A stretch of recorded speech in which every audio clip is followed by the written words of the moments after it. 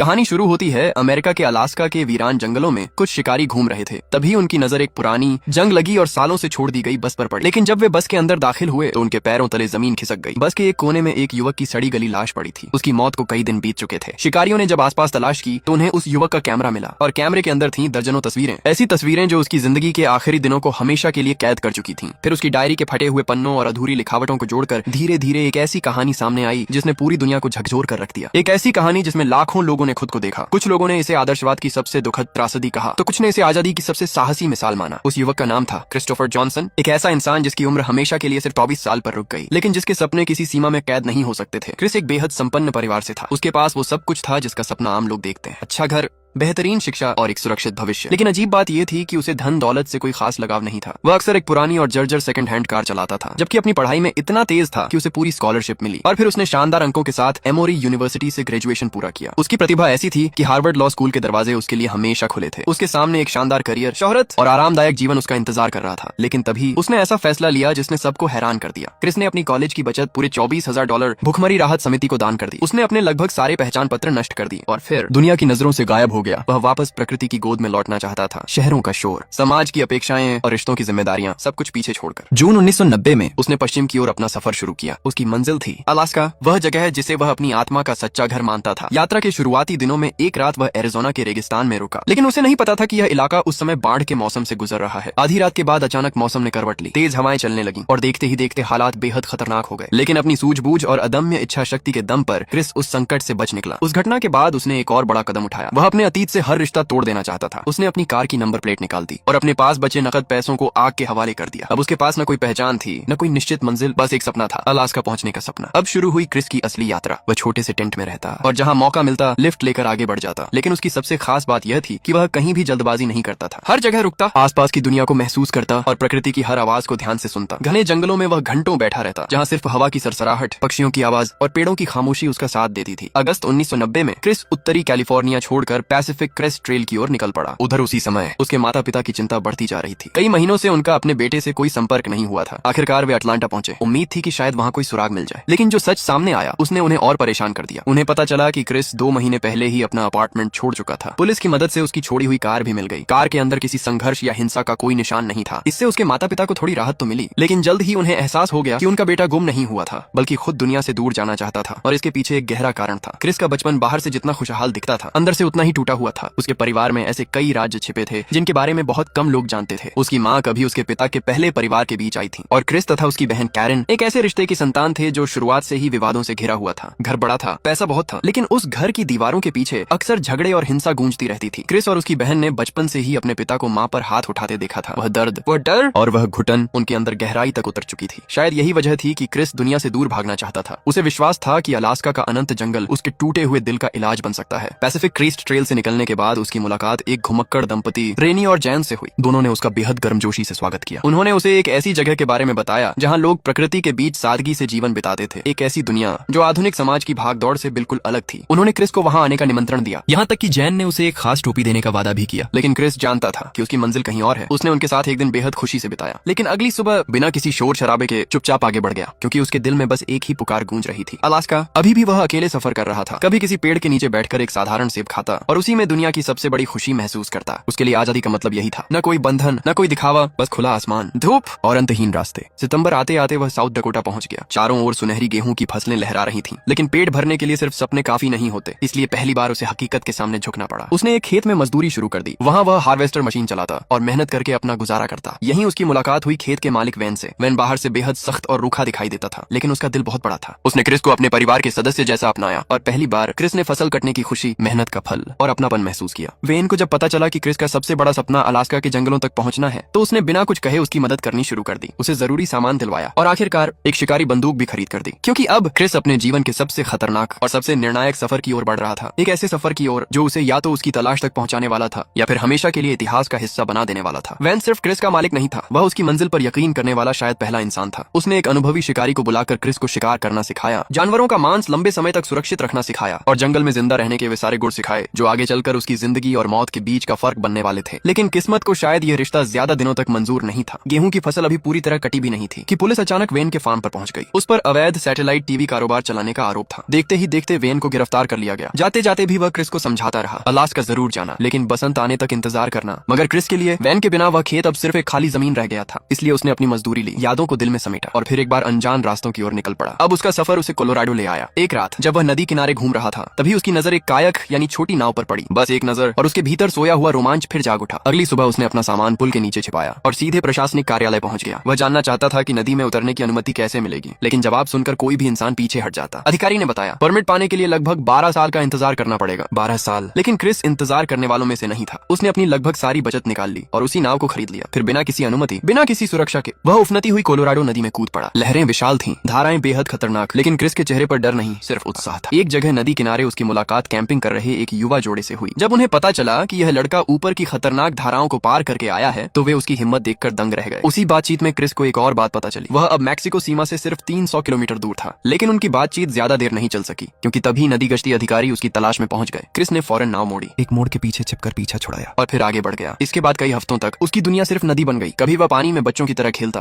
कभी किनारे उतरकर जंगली घोड़ों के साथ दौड़ता और कभी सूर्यास्त को देखते हुए अपनी डायरी में लिखता, मैंने फैसला कर लिया है, मैं ऐसे ही जीऊंगा जब तक जिंदगी मुझे कहीं और न ले जाए। धीरे धीरे नदी उसे समुद्र तक ले आई। वहाँ उसने पहली बार महासागर की अथाह गहराई को महसूस किया। नीले पानी का अंत दिखाई नहीं देता था। वह घंटों लहरों को देखता रहता। फिर समुद्र किनारे एक गुफा में पूरे 36 दिनों तक अकेला रहा, सिर्फ वह और उसका मौन। लेकिन उसकी भटकन अभी खत्म नहीं हुई थी। कुछ समय बाद वह चुपके से मैक्सिको में दाखिल हो गया। लेकिन रेगिस्तान पार करते समय एक भयानक रेत तूफान ने उसे घेर लिया। तूफान इतना शक्तिशाली था कि उसकी नाव तक उसे छिन गई। अब वह एक विदेशी देश में था, बिना पहचान पत्र, बिना पैसे और बिना किसी सहारे के। आखिरकार मजबूर होकर उसे सीमा चौकी पर मदद मांगनी पड़ी। और शायद पहली बार वह सोचने लगा था कि अब लोगों की बात मान लेनी चाहिए। लेकिन तभी उसकी नजर एक पोस्टर पर पड़ी। उस पर लिखा था, लोग पूछते हैं कि अभी क्यों, बाद में क्यों नहीं। जवाब सरल है, क्योंकि दुनिया अब और इंतजार नहीं कर सकती। इन शब्दों ने उसके भीतर फिर आग जला दी। दुनिया इंतजार नहीं कर सकती थी और न ही वह। इसलिए वह एक बार फिर सबकी नजरों से बचकर भाग निकला। रात के अंधेरे में वह एक मालगाड़ी पर चढ़ गया और अगली सुबह जब सूरज निकला तो वह फिर अमेरिका लौट चुका था, इस बार कैलिफोर्निया। लेकिन जैसे ही उसने स्टेशन से बाहर कदम रखा, वह खुद को अजनबी महसूस करने लगा। चारों ओर ऊंची ऊंची इमारतें, गाड़ियों का शोर और भागती हुई भीड़। ये वही दुनिया थी जिसे बचने के लिए उसने सब कुछ छोड़ा था। रात होने लगी, सड़क की पीली रोशनियां जल उठी। लोग अपनी अपनी मंजिलों की ओर दौड़ रहे थे और क्रिस एक चौराहे पर खड़ा सोच रहा था। भाई जय याद आई। पहली बार उसे अपने भीतर हल्का सा खालीपन महसूस हुआ। तभी उसकी नजर सड़क किनारे बने एक बार पर पड़ी। अंदर एक युवा आदमी बैठा था, महंगा सूट, सलीकेदार हेयर स्टाइल और सफल जीवन की चमक। एक पल के लिए क्रिस को लगा जैसे वह खुद को देख रहा हो। अगर उसने घर न छोड़ा होता तो शायद आज वही उसकी जिंदगी होती। लेकिन यही तो वह जीवन था जिससे वह भाग रहा था। उसका दम घुटने लगा। उसे लगा जैसे पूरी दुनिया उसे निगलने आ रही हो और वह वहां से भाग खड़ा हुआ। जैसे कोई इंसान महामारी से बचने के लिए भागता है, वैसे ही वह दौड़कर एक और मालगाड़ी पर चढ़ गया। लेकिन इस बार किस्मत उसके साथ नहीं थी। कुछ ही देर बाद ट्रेन निरीक्षक ने उसे पकड़ लिया और फिर उसकी बुरी तरह पिटाई हुई। उसे ट्रेन से बाहर फेंक दिया गया। घायल शरीर, फटे कपड़े और थका हुआ मन लेकर वह फिर उठ खड़ा हुआ, क्योंकि उसके सामने अभी भी एक सपना था। अलास्का, वह सपना जो अब उसे पुकारने लगा था। जैसे जैसे वह उत्तर की ओर बढ़ रहा था, वैसे वैसे वह पुकार और साफ सुनाई देने लगी। लेकिन अलास्का पहुंचने के लिए उसे सामान भी चाहिए था। इसलिए कभी कभी उसे शहरों में लौटकर काम करना पड़ता। कुछ महीने मेहनत, फिर अचानक गायब। यही उसकी जिंदगी बन चुकी थी। और देखते ही देखते घर छोड़े हुए उसे 1 साल से भी ज्यादा समय बीत गया। उधर उसके माता पिता का दर्द हर दिन बढ़ता जा रहा था। वे हर दरवाजे पर उम्मीद ढूंढते, हर फोन कॉल पर चौंक जाते, लेकिन क्रिस कभी वापस नहीं आया। हालांकि कोई और था जिसे आखिरकार उसका इंतजार खत्म होता दिखाई दिया, जैन। 1 साल से ज्यादा समय बाद क्रिस आखिरकार उस जगह पहुंचा जिसका जिक्र जैन ने बहुत पहले किया था। घुमक्कड़ों का वह मशहूर ठिकाना, जहाँ दुनिया भर से भटके हुए लोग आते थे, कुछ दिन रुकते, दोस्ती करते और फिर किसी नई दिशा में निकल जाते। समय के साथ वह जगह खाना बदोशों की पवित्र भूमि बन चुकी थी। उसी रात वहाँ एक संगीत समारोह आयोजित था। गिटार की धुनें हवा में तैर रही थी, आग के अलाव जल रहे थे और तभी क्रिस की नजर एक लड़की पर पड़ी। वह मंच पर खड़ी गा रही थी। उसकी आवाज में अजीब सी मिठास थी और एक गहरा अकेलापन भी। क्रिस उसकी आवाज सुनता रह गया, जैसे पूरी दुनिया की आवाजें अचानक खामोश हो गई हों। और सबसे हैरानी की बात यह थी कि उस लड़की ट्रेसी की नजरें भी बार बार उसी की तरफ उठ रही थीं। शायद पहली बार लंबे समय बाद किसी ने क्रिस को सचमुच देखा था और शायद पहली बार क्रिस के दिल में भी कुछ हल्का सा बदलने लगा था। लेकिन उसे नहीं पता था कि उसकी जिंदगी का सबसे कठिन फैसला अभी बाकी था। और सबसे हैरानी की बात यह थी कि ट्रेसी शायद पहली ही नजर में क्रिस को अपना दिल दे बैठी थी। अगली सुबह वह खुद उसके पास आई और दोनों के बीच एक छोटी सी बातचीत हुई। लेकिन ट्रेसी के लिए यह किसी नई शुरुआत जैसा था। उसने खुद को क्रिस का गाइड बना लिया और पूरे दिन उसे आसपास की खूबसूरत जगह दिखाती रही।